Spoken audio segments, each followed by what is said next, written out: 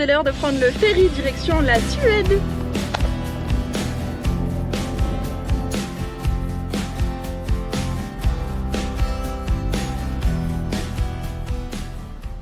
Hello et bienvenue dans un nouvel épisode de mon road trip en Europe. Je viens de quitter le Danemark en prenant le ferry pour rejoindre la Suède pour de nouvelles aventures dans un nouveau pays. À la base, je pensais prendre le pont qui traverse le Danemark à la Suède de Copenhague jusqu'à Malmö. Et finalement, j'ai comparé les prix du pont parce que le pont est payant, il y a un péage, environ 60 € pour un véhicule de ma taille, un véhicule de taille normale, on va dire. Là, mon ferry m'a coûté 40 €. Du coup, comme c'était moins cher, j'ai préféré prendre le ferry plutôt que de passer par le pont. Voilà, tout simplement. J'ai eu le droit à une vraie fouille de la part des Suédois. Étonnant, enfin je m'attendais pas à ce que ce soit ici en Suède qu'on me demande le plus de choses. Est-ce que je transporte du cannabis? Non. Du coup elle a voulu vérifier. Voilà, elle a un peu fouillé. Bon, elle a pas fait le tour de tout le van. Je pense que ça lui aurait été trop long. Je commence par faire un petit tour rapide de la ville de Helsingborg, là où j'ai débarqué en bateau.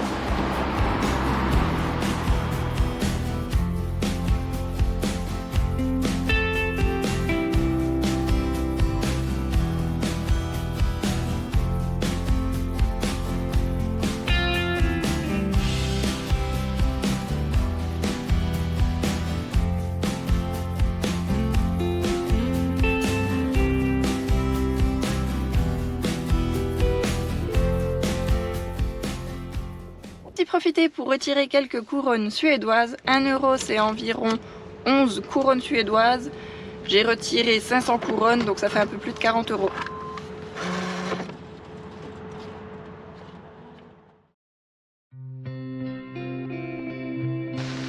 C'est parti pour une première petite rando suédoise et je crois bien que le soleil est en train de percer derrière les nuages. Ça fait toujours plaisir.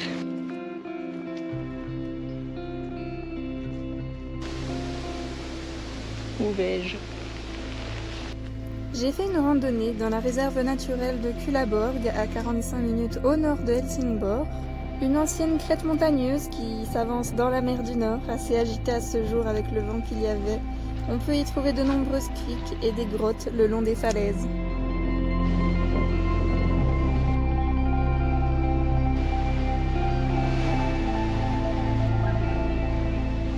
J'aime beaucoup ici. Trop joli.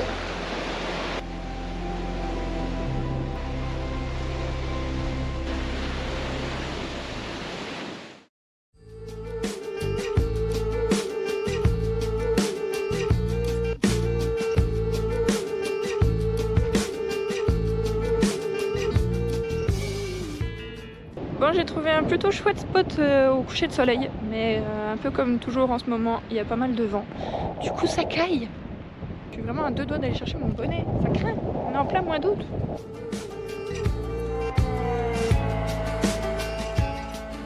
Mais sinon le spot est très sympa. Je suis dans une réserve naturelle au bord de la mer, au coucher de soleil.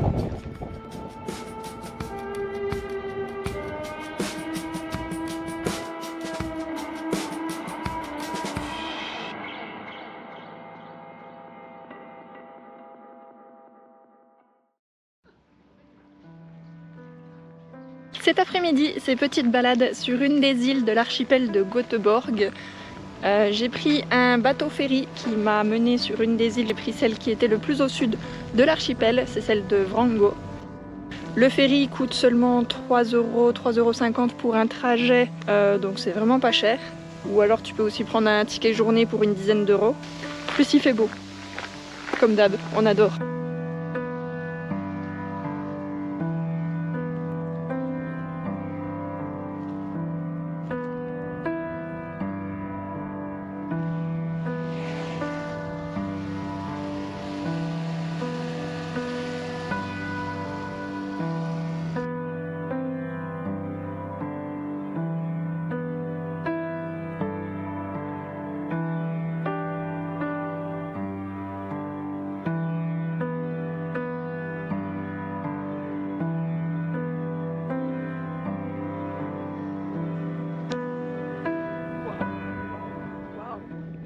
C'est exactement le genre de paysage que je m'attendais à voir dans les pays nordiques. C'est marrant, c'est qu'à la base j'avais prévu de rien faire aujourd'hui, de me poser. Et quand j'ai vu qu'il faisait tellement beau, je me suis dit non, je peux pas gâcher une journée ensoleillée. Du coup je me suis dit allez, je pars découvrir quelque chose. Et c'est juste magnifique. En théorie, il est possible de circuler en voiture sur l'île, mais j'en ai vu aucune. Par contre, j'ai vu tous les locaux avec une petite mobilette avec porte-bagages là. Ils ont tout ça, c'est trop drôle. Mais en vrai, c'est trop pratique, il n'y a vraiment pas besoin d'avoir une voiture sur une petite île comme celle-ci.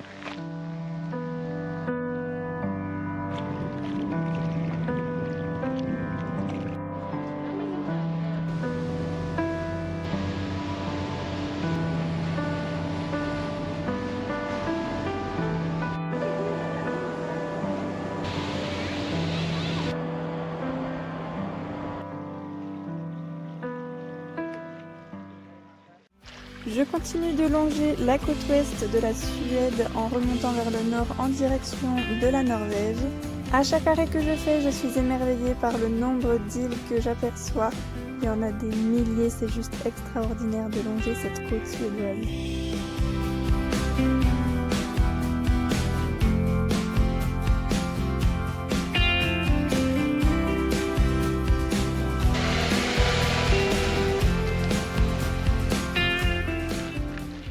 C'est la mer du Nord, effectivement, elle n'est pas forcément très chaude, mais j'en profite quand même pour aller me faire un petit plouf.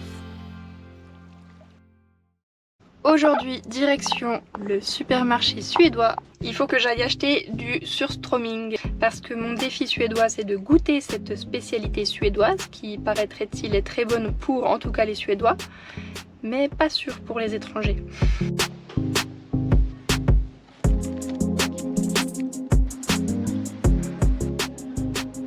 Bon, je viens de faire 2 supermarchés suédois et dans aucun des deux il y avait du surströmming dessus. Bon, j'ai acheté 2-3 autres petits trucs. J'ai regardé sur internet, peut-être qu'il y en aurait à Lidl. Alors je vais aller faire un petit tour à Lidl, mon nouveau magasin préféré. Et bien toujours pas de surströmming à Lidl, j'ai retrouvé à peu près les mêmes produits que dans les 2 autres supermarchés. Et bien pas si évident que ça ces défis finalement, hein. Faudrait déjà réussir à trouver le produit avant de pouvoir le goûter. Comme je vais bientôt devoir quitter la Suède, je pense que ça va être compliqué de faire ce défi cette semaine. Les prochaines semaines je serai plutôt en Norvège, mais comme je vais passer de longues semaines dans les pays nordiques, il y a de fortes chances que je retourne en Suède. Donc si je trouve pas de surströmming cette semaine, eh bien j'en trouverai bien plus tard. Donc je réaliserai le défi un peu plus tard. Peut-être que j'en trouverai en Norvège. Bon, je retente ma chance dans un nouveau supermarché à la recherche du surströmming. Tant recherché. Ouais, je sais, je me suis un petit peu trompée de magasin là. Mais bon, je visite la Suède à ma façon. Et si j'en trouve pas ici, je vais commencer à me poser des questions de est-ce qu'ils ont rendu ce produit interdit en Suède tellement il est pas bon? Bon, je suis très déçue, je n'ai toujours pas trouvé ce fameux surströmming. Je ne compte pas abandonner, je rechercherai plus tard, quitte à revenir en Suède un peu plus tard dans quelques semaines. Le défi ne sera pas réalisé cette semaine, mais je ne l'oublie pas, je le garde dans un petit coin de ma tête. Aujourd'hui, c'est direction la Norvège. Youhou! Je suis trop contente. Tant que je voulais aller en Norvège. Ça arrive enfin, c'est merveilleux. Je suis effectivement pas restée très longtemps en Suède, mais ça c'est parce que j'ai rencard. Je dois être dans 2 jours à Oslo pour accueillir ma future invitée qui va venir faire une partie d'aventure avec moi en Norvège. C'est une copine à moi qui vous avez déjà aperçue dans les vidéos YouTube si vous me suivez depuis le début de l'aventure. On va passer 2 semaines ensemble dans le sud de la Norvège, de Oslo à Bergen. J'ai prévu plein de petits trucs très sympas avec elle. J'ai hâte, ça va être trop cool. En attendant, je vais déjà rejoindre la Norvège. Comme ça, je serai déjà dans le pays. Et 2 jours encore pour aller jusqu'à Oslo. Ça y est, j'ai passé la frontière entre la Suède et la Norvège. D'ailleurs, il n'y avait personne à la frontière, c'était hyper rapide. Et je me suis arrêtée vraiment pas très loin de la frontière de la Suède, dans mon premier spot, qui est juste magnifique. Je viens d'arriver en Norvège, mais je suis déjà sous le charme de ce pays qui, je pense, va m'accorder plein de belles surprises.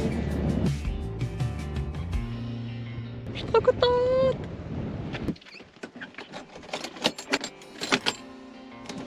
Allez, petite pause repas. J'ai faim! Qu'est-ce que je mange aujourd'hui? Une petite salade concombre pastèque avec des poissons panés et une semoule aux légumes. Bon appétit!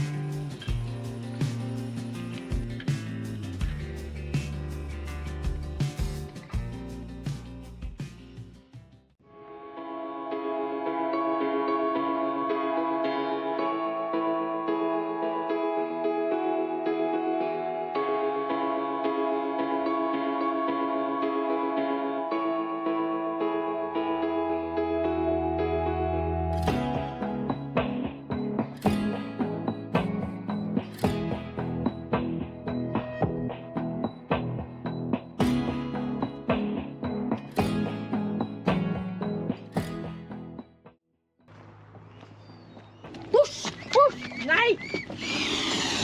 Såja, såja. Mais quel accueil par cette maman qui voulait tout simplement protéger ses petits, mais ils sont tout mignons, tous ensemble, tous en famille. C'est parti maintenant pour la découverte de Fredrikstad. On y retrouve une vieille ville fortifiée.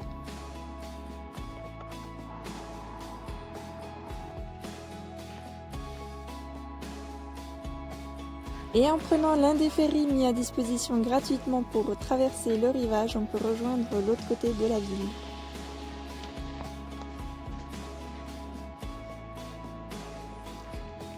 J'en ai également profité pour retirer quelques couronnes norvégiennes. 1 euro correspond à environ 12 couronnes norvégiennes. Bon, c'est l'heure de faire un petit plein norvégien à presque 2 euros le litre. Youpi!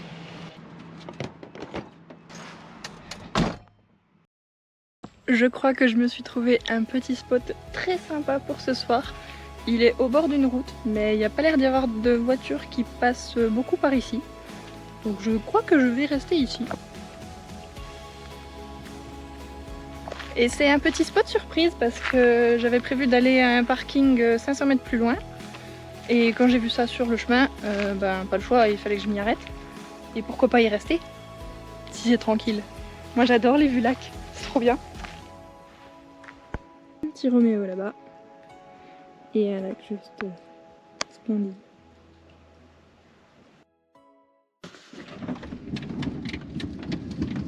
Waouh! Ça c'est du réveil qui fait plaisir. Et bien j'ai très bien dormi cette nuit. J'étais un petit peu penchée, mais ça me dérange pas. Et il n'y a vraiment personne qui est passé sur cette route. Donc un vraiment chouette spot.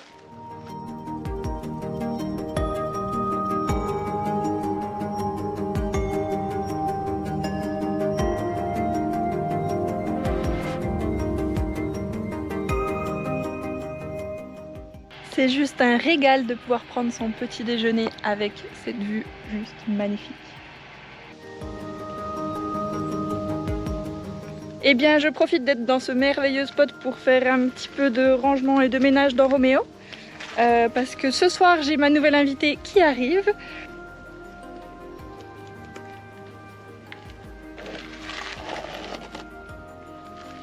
Bon, aujourd'hui, j'ai décidé de remplacer ce tapis qui est plus poilu qu'autre chose.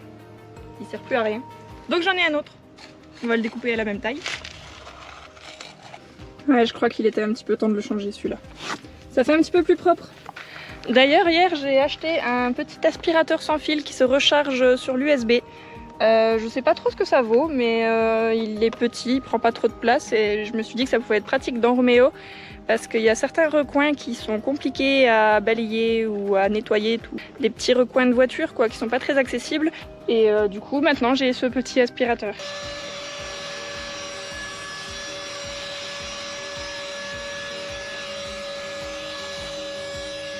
Bon, pour la première utilisation, j'en suis plutôt contente. On verra s'il dure dans le temps.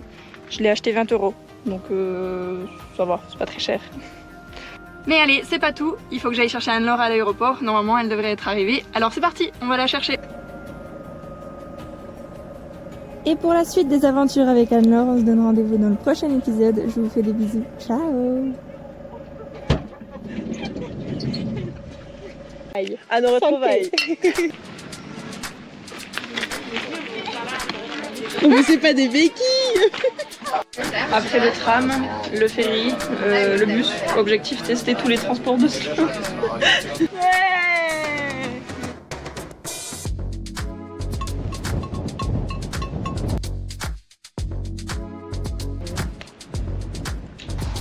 Il pleut. Il pleut, vous voyez plus rien. L'écran va être mouillé.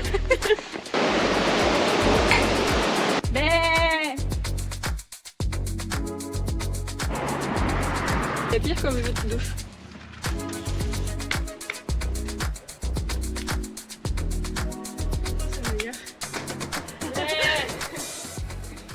À Helsingborg, là où j'ai atterri, non, où j'ai débarqué. Et le Stromling. J'ai faim.